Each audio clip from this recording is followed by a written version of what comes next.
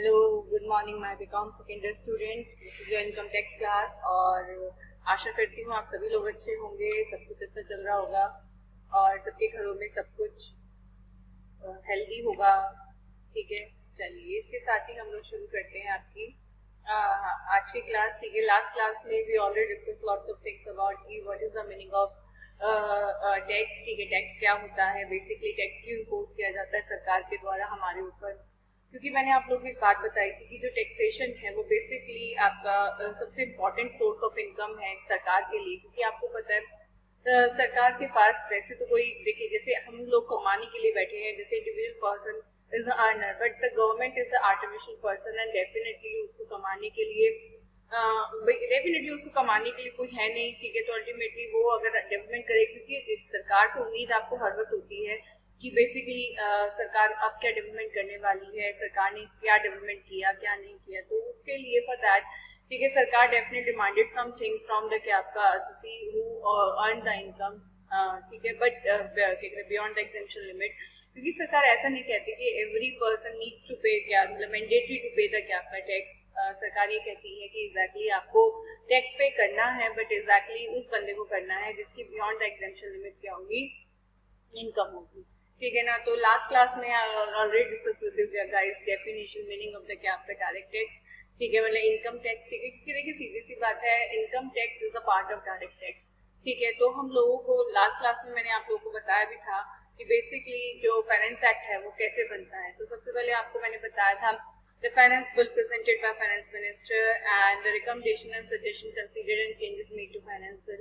क्योंकि देखो सीधी सी बात है, सबसे पहले जो बजट होता है आप लोगों को पता है फैब में आपका बजट आता है। ठीक है, सेकंड फैब अभी वैसे तो at the end of Feb आया करता था, बट 2 बार से आपका जब से निर्मला सीतारमन जी बनी है, उन्होंने क्या कहते हैं आपका थोड़ा सा चेंज किया। लास्ट 2 जो हमारे बजट आए हैं वो आपके फर्स्ट वीक ऑफ द क्या आपका फैब आए हैं, फर्स्ट और सेकंड फैब को आया है।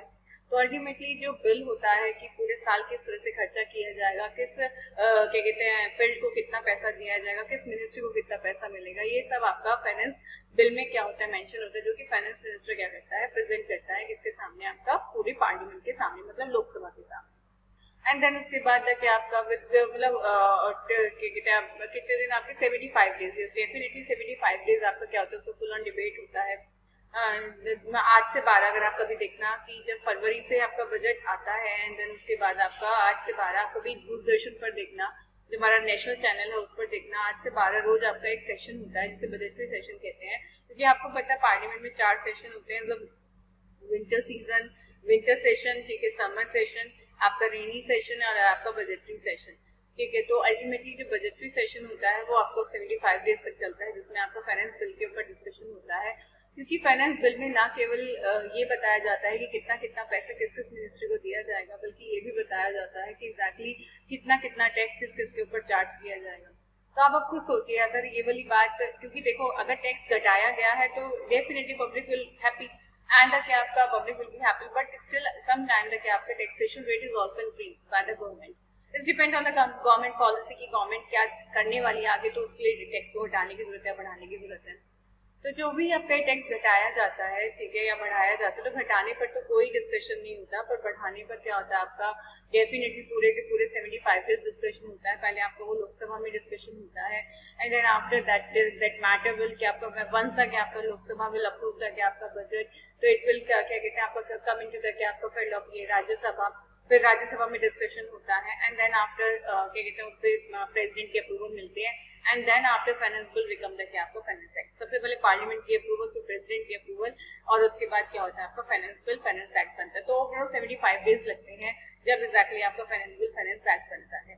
ठीक है, और मैं आपको बता देती हूँ जो ये आपका फाइनेंस बिल है वो मैंने यहाँ पर इलेबरेट नहीं कर रखा है, बट मैं आपको वैसे बता देती हूँ। जो फाइनेंस बिल होता है मेरे बच्चों, वो 4 पार्ट में बास्केट होता है, 4 चैप्टर में। ठीक है, फर्स्ट चैप्टर में कॉमन प्रोविजन होते हैं and the second chapter is related to income tax and the third chapter is capital GST and the fourth chapter is custom.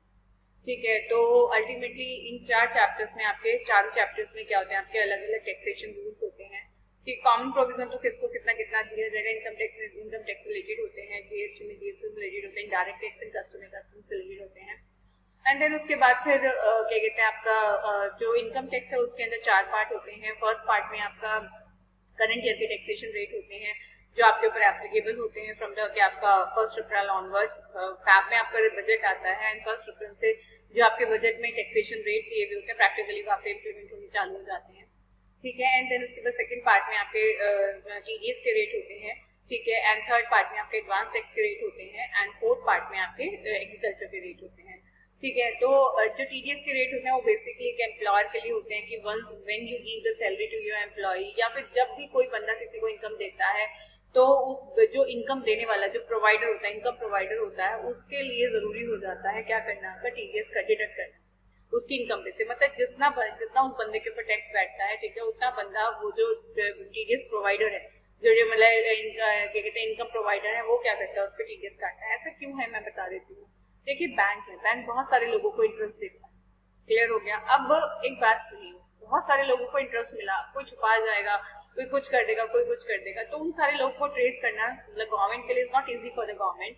तो इसीलिए जो गवर्नमेंट होती है वो जो प्रोवाइडर होता है उसी के ऊपर ये ऑब्लिगेशन डालकर रखती है, पोस्ट करके चलती है कि अल्टीमेटली ये आपकी जिम्मेदारी है कि अगर आपको इनकम किसी को दे रहे हैं, ठीक है, किसी को कोई इनकम दे रहे हैं तो यू नीड टू फर्स्ट क्या आपका कि आप उसकी इनकम पे से जितना उसके ऊपर टैक्स बैठता है वो उसको डिडक्ट करें एंड देन आफ्टर ही आप उसको इनकम दें। क्योंकि अगर आप टीडीएस नहीं काटेंगे तो आपको आपका क्योंकि इनकम देना वो सामने वाले बंदे के लिए इनकम है पर उस बंदे के लिए वो एक्सपेंस है, तो आपको आपकी बुक्स में से क्या होगा एक्सपेंस की डिडक्शन नहीं मिलेगी। ये बात आप ध्यान रखकर चलना, ऐसा वो टीडीएस डिडक्टर को बोलते हैं। तो हर बंदा अपना ऑब्वियसली अपने वो एक्सपेंस को क्यों क्या करेगा मारेगा, तो इसीलिए वो बंदा क्या करके चलता है आपका टीडीएस काट के चलता है। And then advance tax rate, आप लोगों को पता है कि देखिए प्रोविजन ये होता है, नॉर्मली ऐसा होता है कि जो टैक्स होता है वो किस तरह से चार्ज होता है। Tax basically there is a two principle in the क्या टैक्सेशन। वन इज की a year in which you earn the income, that year is called the क्या previous year, and the year in which you pay the tax on the क्या आपका earned income, ठीक है, तो that year is called the क्या आपका assessment year। ऐसा provision होता है प्रीवियस ईयर और असेसमेंट ईयर को क्या करने का, कंक्लूड करने का, ठीक है। तो अब आप एक बात सुनिए कि प्रीवियस ईयर में आपने इनकम कमाया और आपने उसके बाद अगले साल टैक्स पे किया। जैसे लेट्स से क्या कहते हैं आपका 20-21 आप लोगों के लिए प्रीवियस ईयर है, चल रहा है 20-21 और 21-22 का क्या आपका असेसमेंट ईयर, ठीक है, समझ में आया। तो 21-22 वो साल हो जाएगा जब आप 20-21 पे कमाई हुई इनकम पर क्या करेंगे, टैक्स पे करेंगे। बट गवर्नमेंट ने एक रूल निकाला कि जिस बंदे को ये पता है कि उसने टैक्स पे करना ही है, मतलब उसकी इनकम एग्जेम्पशन लिमिट से ऊपर है ही। अब ये इतने बड़े बड़े फिल्म स्टार्स हैं, ये इतने बड़े बड़े बिजनेसमैन हैं, ठीक है, जिनके लिए जिनको पता है कि उनकी इनकम एग्जेम्पशन लिमिट से ऊपर होनी है, क्लियर हो गया। तो वो बंदा क्या करके चलता है आपका एडवांस टैक्स पे करके चलता है। तो एडवांस टैक्स पे जो किया जाता है वो किस रेट के हिसाब से किया जाता है, जो करंट ईयर के टैक्सेशन रेट होते हैं जो बजट में बताए जाते हैं, डिक्लेयर किए जाते हैं, उसके हिसाब से नहीं, जो एडवांस टैक्स जो थर्ड पार्ट में बताए जाते हैं इनकम टैक्स के, उसके हिसाब से पे करके चलता है। क्योंकि वो तो उसका ऑब्लिगेशन अगले साल का है, मतलब वो जो उसका ऑब्लिगेशन असेसमेंट ईयर का है वो उतना ऑब्लिगेशन प्रीवियस ईयर में पूरा कर चल रहा है। तो इसलिए उसके लिए उसके ऊपर जो टैक्सेस क्या किए गए लगाए गए हैं वो अगले साल जो एप्लीकेबल होने वाले हैं, ठीक है, वो ही क्या कहते हैं आपके इस साल क्या किए जा रहे हैं उस पर लगाए जा रहे हैं, ठीक है ना, ठीक है। एंड द फोर्थ चैप्टर में होता है आपका, फोर्थ पार्ट में होता है आपका एग्रीकल्चर। वैसे तो agriculture income is accent in our country, but still कुछ प्रोविजन होते हैं, एक मैथड ऑफ कंक्लूडिंग होता है, इस तरीके से आप लोग क्या कर सकते हैं इन क्या कहते हैं एग्रीकल्चर इनकम को कैलकुलेट कर सकते हैं। तो ये सारी की सारी चीजें किसमें गिवन होती हैं आपकी क्या कहते हैं एग्रीकल्चर के लिए जो पार्ट गिवन है उसके अंदर गिवन होती है। आगे मेरी बात समझ में बच्चों, तो बेसिकली आप लोगों को इस क्लास का जो पर्पस है वो ये बताना है कि फाइनेंस बिल फाइनेंस एक्ट कैसे बनता है, ठीक है। एंड देन आफ्टर फिर आपके president approval and finance act will become the क्या आपका finance act with in 75 days, ठीक है। अब जैसे कि मैं आपको प्रीवियस ईयर और असेसमेंट ईयर बता रही थी, तो इनकम टैक्स में बेटा ये दो प्रिंसिपल ही हैं। इनकम टैक्स में जो आपको टैक्स पे करना होता है वो 2 साल के हिसाब से करना होता है,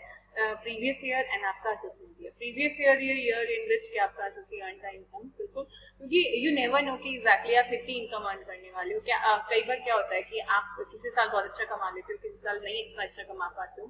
तो बेसिकली सरकार आपको एक क्या छोड़कर चलता है, आपके ऊपर एक प्रोविजन छोड़कर चलता है कि इस साल आप कमाओ और अगले साल जब आप अपनी इनकम को असेस करने के बाद कि हाँ उसके ऊपर टैक्स बैठ रहा है तो आप टैक्स पे कर दो, और अगर टैक्स नहीं बैठ रहा है, ठीक है, तो आप क्या कर दो, आपका अगर आप टैक्स रिटर्न भरने लग गए हो तो आप निल रिटर्न का मतलब होता है आपका कि आप बिना टैक्स पे किए रिटर्न फाइल कर दो जितनी भी आपने इस साल इनकम कमाई है। इससे अल्टीमेटली ये कंफर्म हो जाएगा कि आपने इतने कमाए हैं। तो इतने कमाने से जब अगले साल या उससे अगले साल या कभी भी आपको कोई इन्वेस्टमेंट करनी पड़े तो सबसे पहले आपसे इनकम टैक्स रिटर्न मांगी जाती है। तो इनकम टैक्स रिटर्न मांगने से अल्टीमेटली सबसे ज्यादा जो आपको क्या कहते हैं बेनिफिट होता है, अगर आप रिटर्न फाइल करते हैं तो आपने जितनी इनकम भी अपनी रिटर्न में शो कर रखी होती है, ठीक है, और उसको असेसिंग ऑफिसर ने बिल्कुल सही डिक्लेयर कर रखा होता है, ठीक है, तो उस केस में वो आपकी पूरी वाइट की इनकम मानी जाती है। तो इस बात का आप ध्यान रखिए कि चाहे भले टैक्स बैठे या ना बैठे आपकी इनकम के ऊपर, अगर आप रिटर्न फाइल करेंगे तो कल आप क्लेम कर सकते हैं कि ये इनकम मैंने पिछले साल कमाई।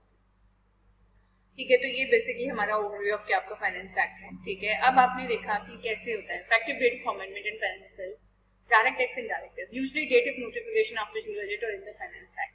ठीक है, यूजुअली डेट, ठीक है, यूजुअली मतलब डायरेक्ट टैक्स तो आपको उसी दिन से एप्लीकेबल हो जाता है जो कि ऑफिशियल गजट में नोटिफिकेशन जो बताई जाती है, और इनडायरेक्ट टैक्स में usually midnight date of presentation of bill. क्योंकि देखो इनडायरेक्ट टैक्स में क्या होता है, देखो डायरेक्ट टैक्स में तो बेसिकली जो नोटिफाई किया गया, जैसे मैंने आपको बताया कि 1 अप्रैल ऑनवर्ड आपका क्या होता है, इनकम टैक्स एप्लीकेबल होता है आपके ऊपर, जो बजट में रेट बताए हुए होते हैं।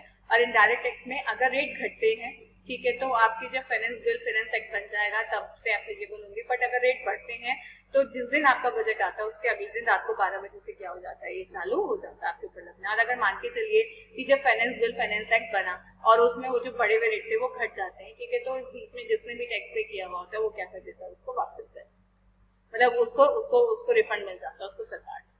ठीक है, इसके साथ ही मेरे बच्चों I think I should over this class. ठीक है, और अगर आप लोगों को कोई भी डाउट हो तो मुझसे definitely you should discuss with me in the आपका नेक्स्ट क्लास। कल हम लोग की जूम मीटिंग होगी, आप उसमें क्या कर लें, मुझसे डिस्कस करें। ठीक है, okay, bye guys, take care और be safe at your home.